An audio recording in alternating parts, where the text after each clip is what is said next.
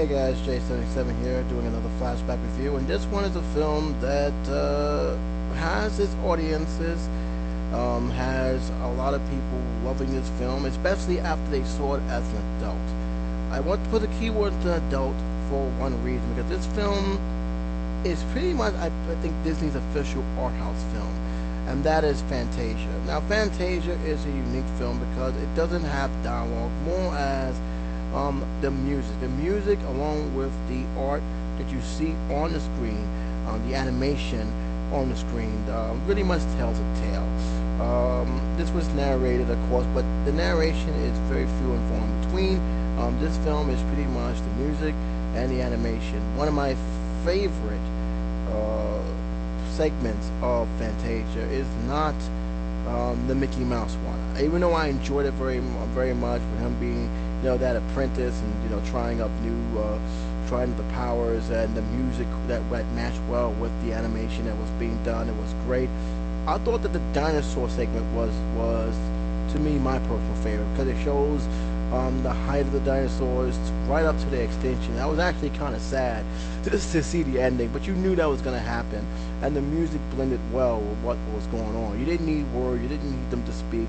You just need to visualize, see what's on the screen, and the music along with the animation did the rest.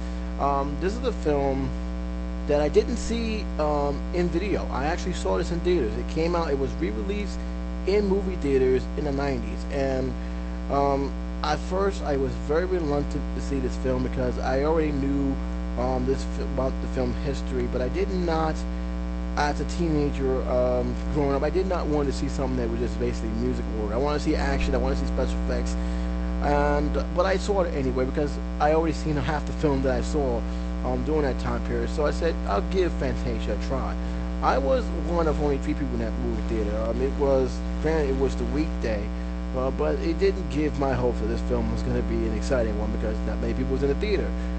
When the movie starts, I paid attention and I was applauding. I'm probably the only person applauding me, but I was applauding because I saw a masterpiece right in front of me. It was a very well done animated film.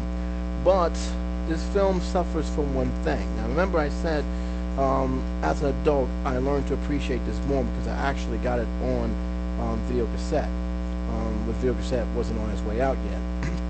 And the reason why I say this because as a children's film, this is not a children's film.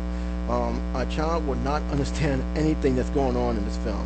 The attention span for this film is not well suited for the ages of 4 to 12 years old. I was 13 when I saw this film, and but I was really into what the music was because I actually liked it. Soundtracks. I was a big fan of soundtracks. I had a whole truckload of movie soundtracks, and some of them was scores. My favorite score, of course, was the Batman score with Danny Elfman. So hearing that, I actually learned to appreciate the music, and because of that, I learned to appreciate what was being put on the screen even more.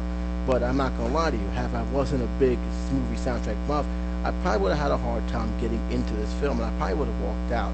As an adult, I really learned to appreciate it because I understood what Disney was trying to do and what he actually wanted to do, because he actually wanted to make this in every, I believe, 10 years, a Fantasia film every 10 years. And of course he didn't really fulfill that because this film did not do well in the box office, and with pretty much good reason, because this film really wasn't geared towards children. It was more geared towards the adult audience, and I don't think adult audience quite wanted to see something like that at the time being. They wanted to see the Mickey Mouse cartoons. They wanted to see the animation of Snow White and the Seven Dwarfs and all that beautiful princessy stuff. Fantasia was not one of those. Fantasia was totally the opposite.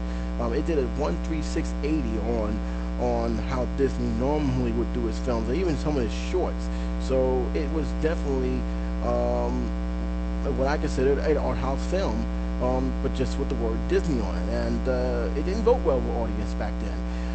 But it, over the years, especially with the Mickey Mouse segment, it gotten the praises that it truly deserved. When this film came out again in theaters, when I saw it, it had nothing but 4 stars. People said this was a masterpiece. This was a film that should be appreciated by all, and rightfully so. This film is definitely a work of art. And there have been others that were similar to this, but never quite the artwork of what Fantasia have done.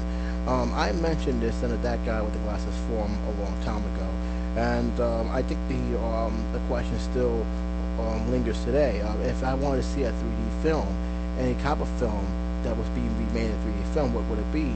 And I simply said straight up, I think Fantasia would be a perfect film to be converted to 3D, because it has the material to do it. It has that kind of format that 3D can actually bring a new perspective toward this movie. And a lot of people surprisingly actually agreed with what I have said. Some of the people who I'm still friends with at Matic Expression actually agreed that this is one of the films that definitely serves that 3D treatment.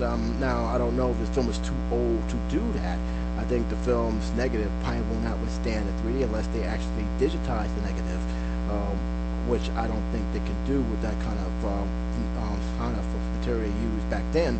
But it's definitely something I always kept a thought about. If I wanted to see a 3D film, a real 3D film, and it's artsy, it will be Fantasia because it works well. Dialogue is not necessary. This is strictly music, animation, and it's very important and very difficult back in time because the music has to match with what's going on screen, and it's not that easy as people may think. It really isn't. And I thought Fantasia did a perfect job. Again, the only problem with this film isn't really much the film's fault. It's just this film, sadly, doesn't cater well to children. It just don't. It's not because it's scary or it's inappropriate. It's just because the style is going to, and perhaps kids will not understand what it is just to watch the film without any dialogue or anything funny. If Mickey Mouse is on the screen, they'll watch it. There's no question. But Mickey Mouse ain't the only thing going on in the film. I think Mickey Mouse is like the least bit of thing you see. You only see him one time. There's other stuff going on in this film. Like I said, my favorite was the dinosaur segment.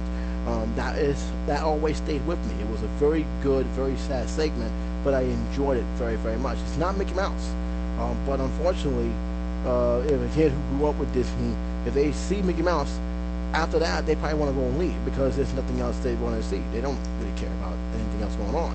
So that was the Achilles heel of Fantasia. Unfortunately, is that adults will probably appreciate it a lot more as they get older than a kid who is between the age of 4 to 6. And unfortunately, that would hurt the film pretty much in the box office. And unfortunately, that's one of the reasons why Fantasia 2000 is what it is right now. Do I think Fantasia 2000 is bad? I'll just leave it for another review. But needless to say, there was a reason why you saw all those celebrities in that particular film. But in terms of the original, I recommend this for diehard Disney fanatics. I recommend this for those who are interested in Disney's history, because this film has a lot of history to it. Look it up. It's a lot of stuff that this film that came after this film. One of the greatest shorts of all time is one of my favorite ones, where you got this baseball player who was the man, and all of a sudden he blew the big game that called from the championship. Ended up having 9 daughters. They all played in baseball, and it pretty much it was like a sequel, and it was a happy ending from there. But that best short, it's one of the best shorts they had, would not exist without Fantasia. And right now, it wouldn't exist without Fantasia. So Fantasia did left its mark in some form or another. Take it as you were. It may not have done well in the box office, but it still remained a classic because people who did see it again, or saw it for the first time as an adult, kept that film alive, kept that film relevant, and it is one of Disney's greats, classic animation. But it is pretty much an adult animation. 1 to 4, it definitely gets 4 stars.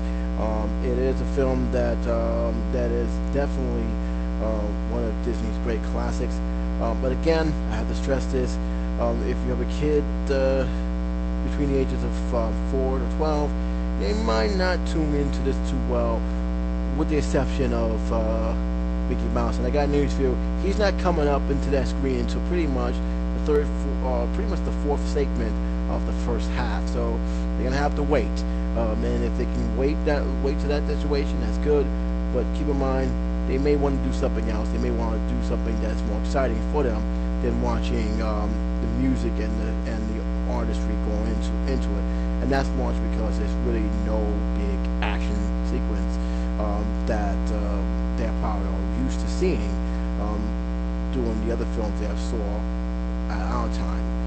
So just keep that in mind. But if you're a Disney buff and you love Disney films and you want to see something that's classic, definitely check out this film. This is J77 saying take care, be safe.